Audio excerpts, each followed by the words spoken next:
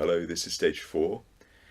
This is the final step in producing a schedule, and essentially this is just allocating fixtures to the schedule, to the time slots, and then optimizing that. Now, we begin this from this stage 1 sheet, the control panel, and we just click this open schedule sheet stage 4 to get this started, and it will start pre-populating the stage 4 sheet with everything that it needs.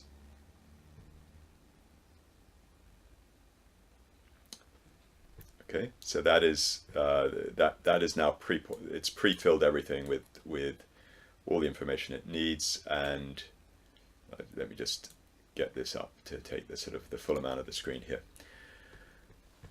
Now, just looking through the tabs here, there's essentially a left to right order to this. Now, if you're familiar with the old version of these files, they were organized a little bit differently, but I thought it would simplify things to go left to right. So left to right in terms of order of what you need to do to schedule. So you start with grouping priority way over on the left, and then we go seeding and selection, which is, which has all of the team names and the fixtures. So you can see, actually, if we go all the way down here, the teams end here, but the fixtures obviously is about double that. Well, it is actually exactly double that because they're playing 4 matches each. And then this is all within Excel, so not so much within VBA, but mostly within Excel, the things that decide who gets to play. And the reason for doing it that way is that it just makes it easier to make tweaks and to understand the logic, from year to year without needing to spend too much time digging through the VBA code. Which isn't to say that the VBA code is simple to get through, but as to deciding, as to the process for deciding which team which team goes in which slot, it's all the logic is all in this spreadsheet here. Then we go to intervals report, which is something that will enable us to see how long the waits are. Then we've got some, and there's also an optimization aspect to this. Then we've got 2 optimization tabs. One is single fixture optimization, and the other is single team optimization. Now, all 3 of these optimization controls are discussed in another video, so I'm not going to go into that in detail here. The scheduling worksheet, this is an output from stage 1. When you create those files in stage 1, you create this this format, and then when creating stage 4, it brings in that format. And then allocating pitches, there's a separate video on allocating pitches, so I won't go through that in detail when I'm running through this process, but that's where this tab is. And then instructions. Now, actually, at the moment, I don't think I've actually written anything in here, but when I do, it's probably just going to be a link back to the the website explaining the whole process. Maybe one or two other details, just copying a bit from the existing instructions. VBA based controls. Now, I don't really use this very much, but this is just allows us to say that 2 teams shouldn't go at the same time. And the reason I don't use it is because it then doesn't work with the optimization side of things, and it slows things down a lot as well. So I would advocate, I just recommend not using it, and trying to avoid getting those requests to not have 2 teams play at the same time. So back to grouping priority. So there are several steps to this one, and they're numbered. Number 1, bring in group data, and that pulls in how many groups is this age group divided into. Now you can see it's actually divided into 13 groups, and that happened at stage 2.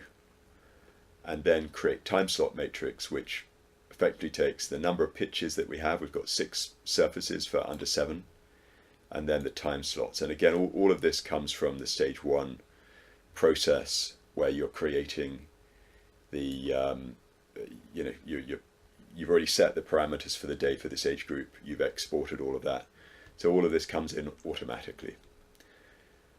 Now, what we then do here is we decide whether we want all of these to go effectively at the same time, in which case we put 1 across the board here, and then we do autofill in time slot.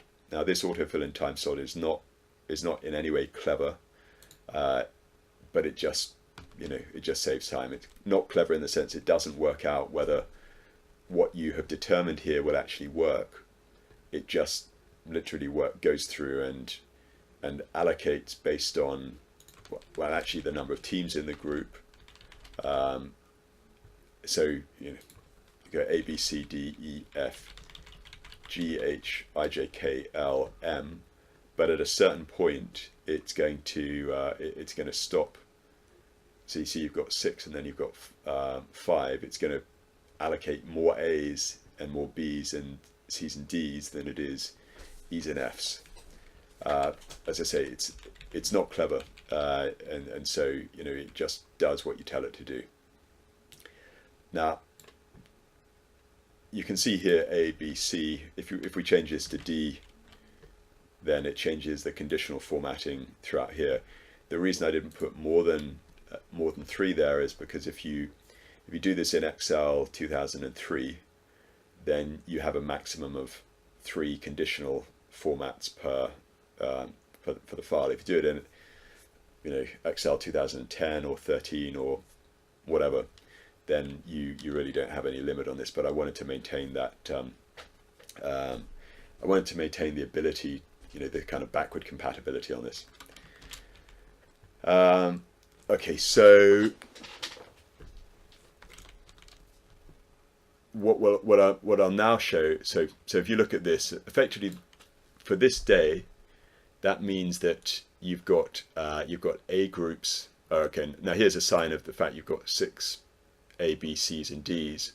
If you look here, like you've got 2 A's in the same time slot here, and so I think we'll probably also have something fairly similar with the B's to get them in. Anyway, this is something that just to re-emphasize, this is not clever, right? It just literally uses a very, very simple routine to fill these numbers out.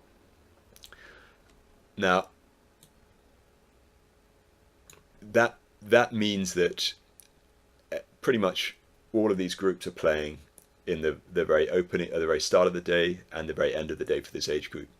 So now that might be acceptable depending on how long that total gap was. But what that means is that it's going to be really quite difficult to avoid teams playing, for like 3 hours effectively. So 3+ hours, and that's something that under 7 we'd generally consider to be too long a day.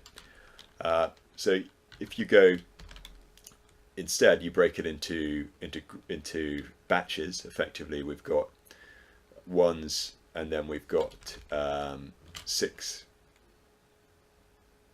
groups playing in the second batch, and then we do this autofill in time slot. You'll see here that all of the the A through G comes first in the first batch, and then H to M come in the second batch. And just to show you how this is really not, it's not clever, I put M as the third batch. So we've got 1, 2, and 3, and then you see M comes all the way here. So it's not in any way working out that it would be possible for M to, and with only 5 teams, to play all of its matches in the final batch. It's just doing what you tell it to do. Now, here we've set 13, in stage 2 we set 13 groups.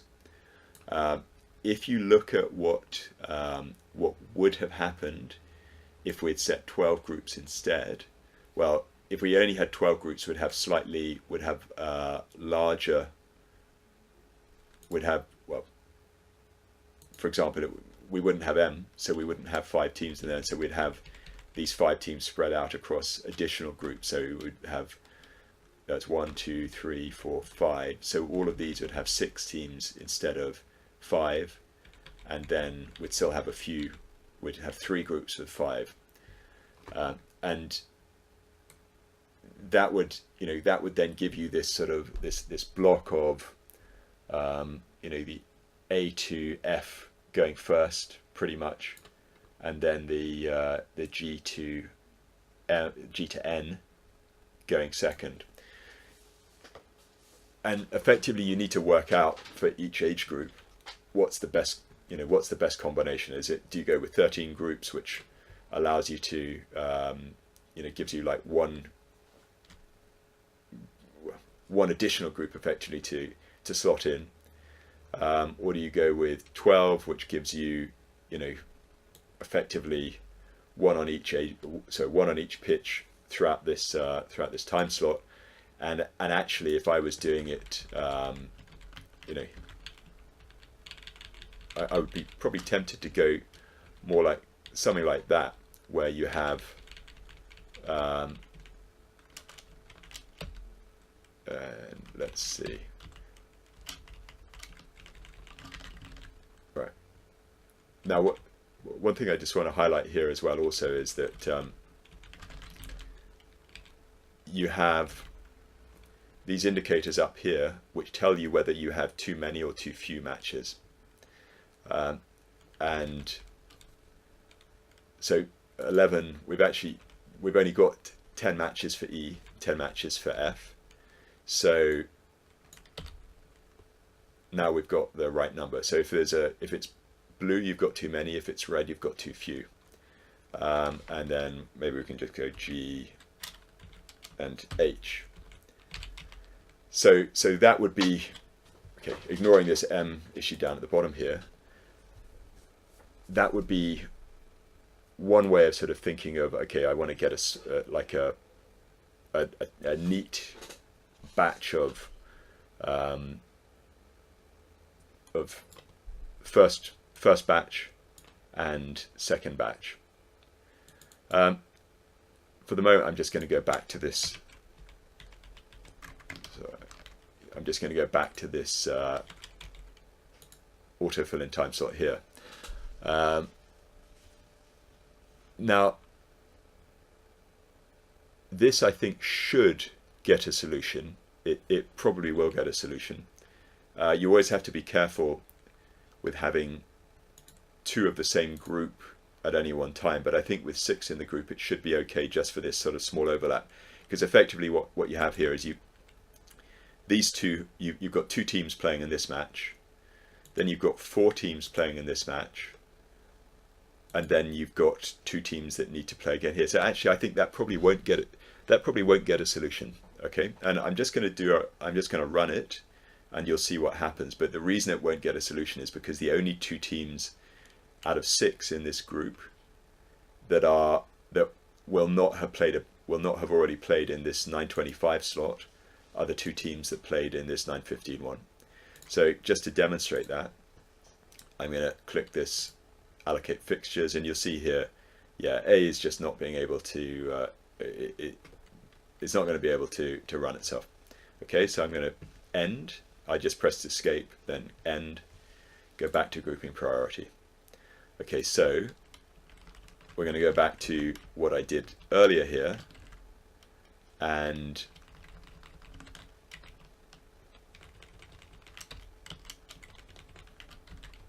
then make sure that we do what we need to here and what I already showed last time, to make sure that we've got a clean set at least for A, B, C, D, E, and F. Now, if we can also just look at what we've got for G. So G's a little bit simpler because we've got 7 groups and they're all of the same number. So G, H, I, and so on. You can see that none of them have more than one in the same time slot, and that's true all the way through, all the way to M. And so this will get a solution. And now I'm just going to run it, and you should be able to see, yeah, A, B, C, D, and it's running through pretty quickly. The progress thing down at the bottom, progress monitor, is telling you which group it's on, which is H, I, J, and so on. Telling you how many resets it's had to do. It's telling you this one, what is the progress on this reset, and what's the maximum, and then effectively that it's all finished. If we just do this again, you can see here. Well, and each one, this middle percentage here is what's the highest number of the greatest percentage of completion on the group that it's running right now. And then by the time, and then the one over here, it's all finished. Okay, now, so we can get a solution here, but another issue to think about is whether having all of these together ends up giving you too tight a day, because effectively every single one of these matches is over within 2 hours, and the same with these, with less than 2 hours. And if we go to the intervals report, we can calculate the intervals, and we can just decide whether that's acceptable or not. And actually, it's not too bad. What I really try to avoid is having many teams with complete back-to-back matches. So, if they have here a longest wait of 1, that means that every match they have only one match before their next match, and when they're only playing, sort of 8, 9, 10-minute slots, that doesn't really give them much time. It means that they can't go and get an ice cream, or they can't just chill out and just enjoy the whole day. So I would generally try to avoid that. I would also look at one of these 1 hour, well, 1 1/3 hour. So basically 1 hour, 20 minutes there. That's the maximum. That's the total length of their day. It's pretty debatable whether that's a desirable number of, a desirable total day for something like under 7, because it really means that they all feel a bit rushed. Now, ways that we can deal with that are, for example, we can start interleaving these a little bit more. So I'm literally just shifting some of these up a little bit, so that they start their day a little bit earlier. Actually, let's do that instead, and that the ABCs and so on end their day a little bit later. And so what we can see when we do that is, if we put this back to A, so they're still, they still don't have a very long day, but it just means that you've got slightly less time pressure, and people can just have a little bit more downtime between their matches. Now, what I'm going to do here is I'm just going to run it again, and we should see that it will get solutions for this. I don't think that any of what I just did will change that.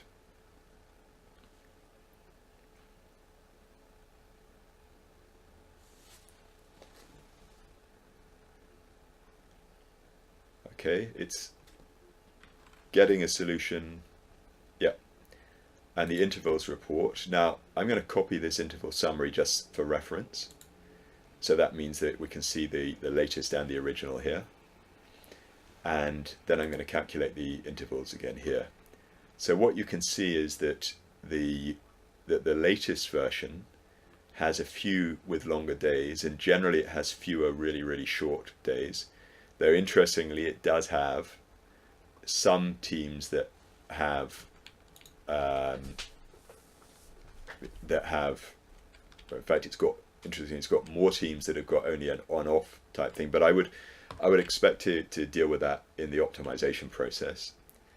And you've got some with longer days or longer breaks, but even there, the maximum here is 2.5 hours.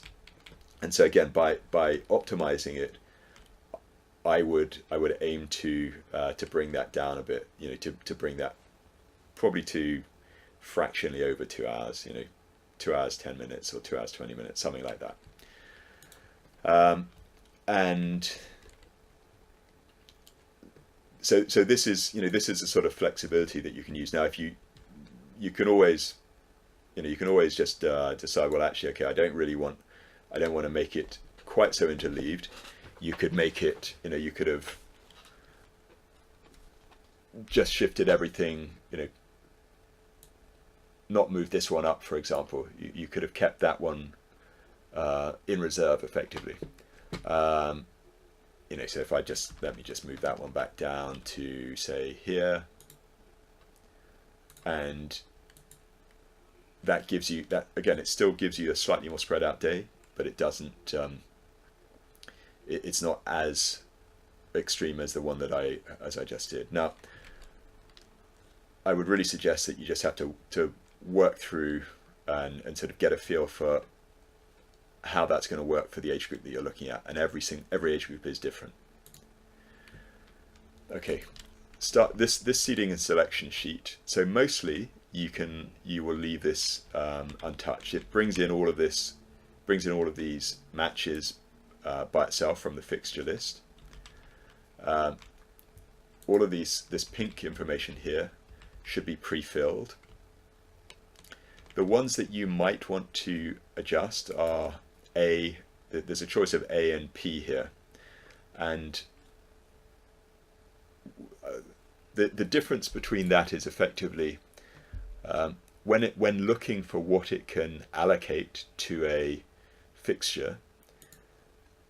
If it's set to A, then every fixture which is available is available and is an equal, something that it'll use these other criteria all the way across here to work out which is the best one, but everything is available. And if it's P, then it gives a preference to teams that have already played a match, and the idea being that that it's going to get through that once a team has played one match, that you want to give it priority as to whether it gets chosen for the next match. And so P can tend to give you a tighter schedule for every individual team. It can also help you to get a solution on occasions when A is struggling to get a solution. And so I would just encourage you to try both of them. I would say start with A to begin with. If you're not satisfied with what you're getting, you can always use P as a backup. Minimum break and maximum break, well, this is always set to 1 as a minimum break. The maximum break, I've got here 6. Generally we don't, generally we aim for 5 or less. 6 will give you the maximum chance of getting a solution and will then allow you to optimize in the intervals report stage and in the single fixture and single team optimization. If you find that there's too much work involved in that, if it's making you do too much work, then you can set this to 5. And if you're getting a solution with 5, then great. And you could even try setting it to 4, though generally it'll struggle with a maximum break of 4. But you can try that. Late starts and early finishes. Now there's a comment in here which explains this. Now I'm just going to read it out. Means this team cannot play before this slot. So 4 means the team cannot play before the 4th time slot or in the 4th time slot. So you have late start requests from teams that have a long way to travel. One thing I've explained in stage 2 is that you generally want to handle these by allocating teams to groups that are going to play in a late batch if you're using a batch approach. So in this case, you want to have teams that need late starts in groups G through to M, because then they're not going to start until 10 something. And if you do use that approach to putting teams in late batches, then don't use late starts for that team, because it on occasions it can struggle, it can mess things up basically. But if you do want to give a late start, then I'd say be fairly cautious about how late you give them using this approach, because you're already quite limited by effectively how many fixtures you've got that can go in these early slots. If you don't make available enough A teams to play in these first few slots, then you're not going to be able to get a solution. And essentially putting this late start thing in here says that the team is not available in that slot or any slots before it. So if I go here to Tinshoy Y, they're in a late batch, but imagine Chunwan Rhinos who ended up in an early batch here, just because I didn't worry about it in the stage 2 process for this example, but maybe I don't want either of those to go in the first 2 batches. And then I'm going to click allocate to schedule. You see it's got solutions for A and B, so maybe I could have put them as a late start for for the first 3 slots, for example. When this is finished, what we'll see is that those Chunwan teams, right, Chunwan Rhinos 1 and 2, are not playing in the first 2 slots. They're actually playing in the 3rd slot. Now, if I did this again and gave them, well, let's just make it more aggressive and say they're not going to play in the first 4 slots. I think this will not get a solution. So B is struggling to get a solution. A did, interestingly. Okay, so it's got a solution, and what we'll see is that those 2 Chunwan Rhinos teams are not playing in the first 4 slots now. So Chunwan Rhinos 1 and 2, and again they're not playing in the first 4 slots. So you can experiment with this, and the point of having everything automated is that you can try, and you can keep trying different things. You can see how far you can push it. Now early finish is, again, let's look at the note here. So this is time slots from the start, not the finish. So if you put in 3 here, it doesn't mean that it can't play in the final 3 time slots. It means that it can't play beyond the 3rd time slot, which obviously is a problem. So it's not going to be realistic. So you look at the number of time slots. You sort of say, well, I don't want anybody to play beyond. And if you look up on the top here, 18 time slots. I don't want one particular team to play beyond the 18th time slot. So I'm going to put that one in, and let's actually pick an H here and say we're not going to have it play after the 18th time slot. We'll see whether we can get a solution with that. And if we're lucky, when we come to H, it will be able to work through that. The point of using this one is, there are some clubs that have problems with their busing arrangements, and like the Macau Bats, the Singapore teams, you need to have them finish early. Now you can see here it's running and running and running. It may be that was too aggressive a request, effectively. And you can see here that it's not even getting really close to a solution here. It's struggling to get beyond 60 for this. Yeah, 60, 70. It's never done more than 80. So I'm going to stop this and go back to the seeding and selection, and I'm going to say make it 20 instead, and we'll see whether that helps. And just to speed things up, I'm going to take out this restriction here so that the A's and the B's get their solutions very quickly.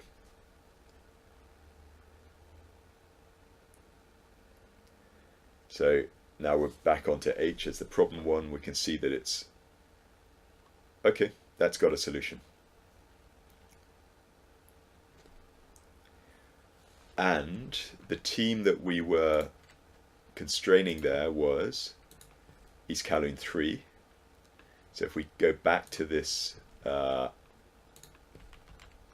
EK3,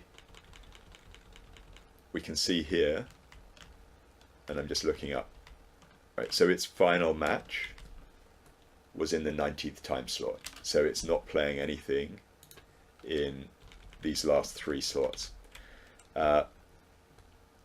You have to be careful about over expecting this to give you solutions, that the mathematics of how the grouping works are going to make very difficult, because obviously, like we struggle with 18. If you look here, it is just about possible. East Kowloon could have played here, they could have played here. Well, okay, actually you can see why they wouldn't have been able to do it. That if they'd played in the first slot here and the first slot here, sorry, not second slot, but the second H slot here, they wouldn't have been able to play here, so they would have had to have played here. Okay, so then there is one possibility if they could have played in this one here. But they couldn't have played here because of back-to-back matches. They couldn't have played here back-to-back. So they would have had to have played here, here, here, and here, and it would have been it would have been difficult for them to have done that. I think not impossible, but difficult. So it might have been that if you'd let this continue running, it might have eventually reached a solution, but it would have been, wouldn't have been ideal.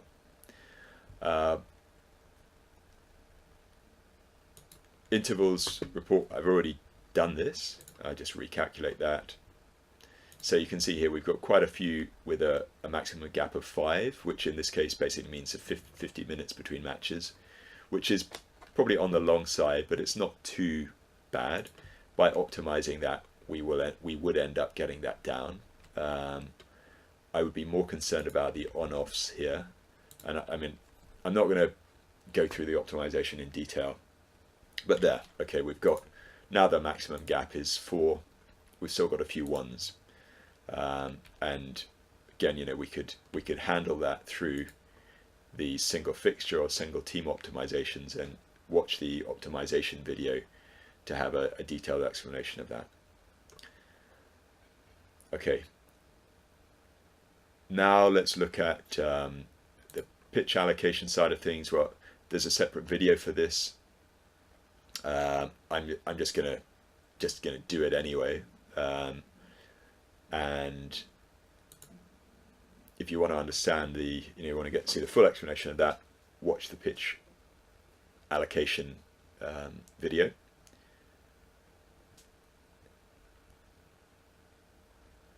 And then once we've done all of that, we do transfer to timetable.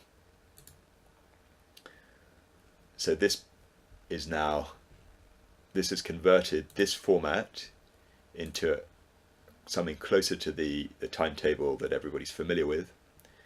Now this is, so we've got three choices here. Well, so two choices really. We've got the mini RFU refs, which is what we do for the contact age groups. Okay, so HKM RFU. We can clear the refs here just to empty that out again.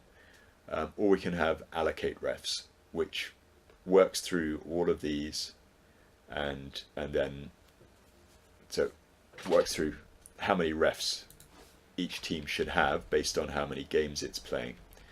And as you can see, roughly speaking, it's you get half you have to ref half the number of games that you have, and allocate refs. There will still occasionally be one or two which will be highlighted in purple. And this is, this allocate refs thing is not too sophisticated. What it actually does, it looks through for each of these. And this is something that predates me. All right, it looks through all of whoever's playing a match, and picks one of those teams and says, okay, they're reffing the next match, as long as they're not reffing one of their own games. So you can see here HKU, and then HKU's reffing here, football club, and then football club's reffing, police are reffing, USRC is now reffing, and the reason for doing that is that it means that you don't have that you have refs when their teams are already at the pitch. So it just means that they, you're not asking a ref to come hours earlier than his team in order to ref a match and then hang around and do nothing for the next hour or two before his team is actually due to arrive. What it also then does is it then does another run through and sees where it can fill in those gaps, and it does that based on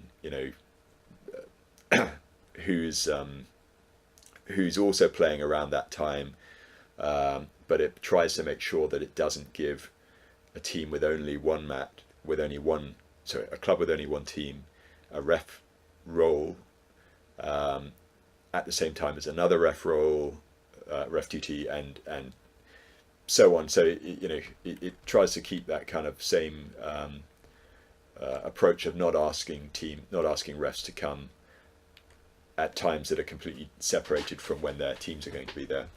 But then you'll end up with something like this, where so I think probably the reason that the reason, for example, that it doesn't have either Stingrays or Sandy Bay reffing here is because they've already done all of their ref duties. They've already used up their ref duties. So ABN is the only one that hasn't done its full share of ref duties. But if you look at where the ABN are playing, let's just see.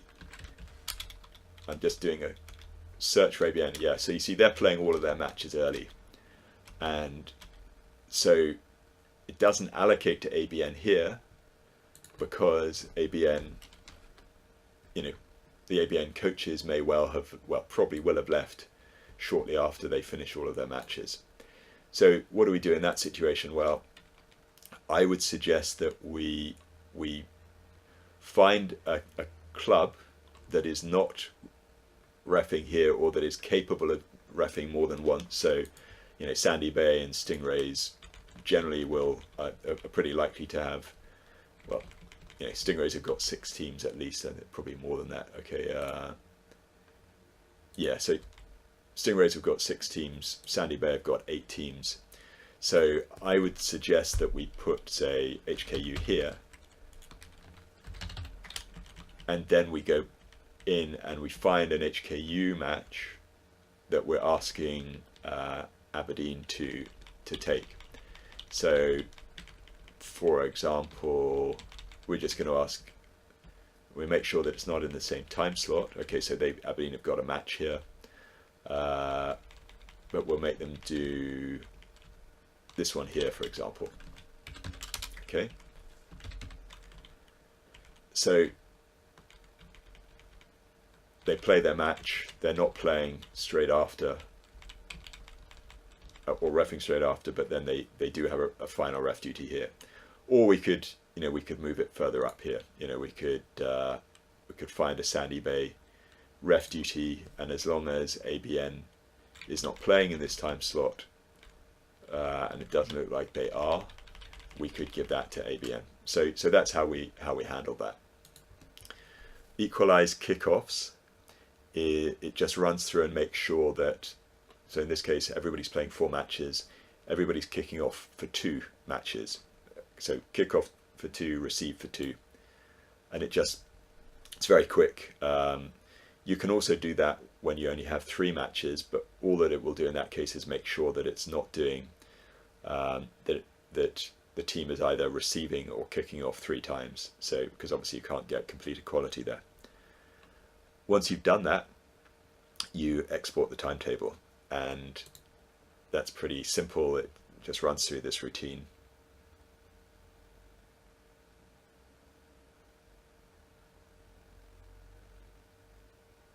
Okay, and that is the file that everybody's familiar with. We've got the timetable by slot and pitch surface, and then by club. Now, if we had done, I'm going to close this file and just do it again to show you. See here, unallocated refs. Everybody, there's no unallocated refs, ref time slots. If, for example, we had left these blank, these time slots blank, and we'd exported, you will see that the unallocated refs has a few time slots in it, a few matches in it, and if we had HKMRFU in there instead, again I'm going to close it and do it like this.